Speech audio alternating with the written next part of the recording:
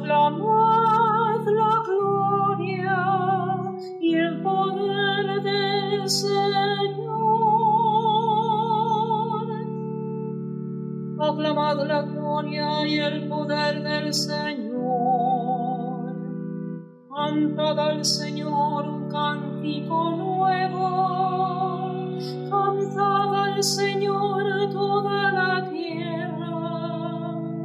Contad a los pueblos su gloria, sus maravillas a todas las naciones.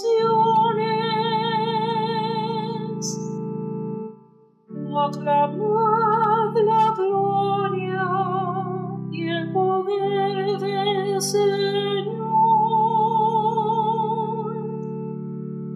porque es grande el Señor y muy digno de alabanza, más temible que todos los dioses, pues los dioses de los gentiles no son nada, mientras que el Señor ha hecho el cielo.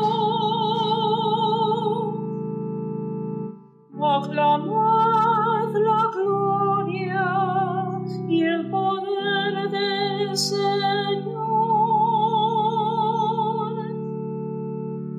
Familias de los pueblos, aclamad al Señor. Aclamad la gloria y el poder del Señor. Aclamad la gloria del nombre del Señor. Entrad en sus atrios trayéndole ofrendas. Aclamad la gloria y el poder del Señor.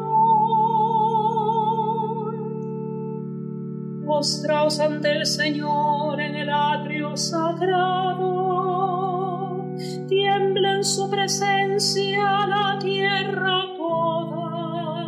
Decid a los pueblos, el Señor es Rey. El gobierno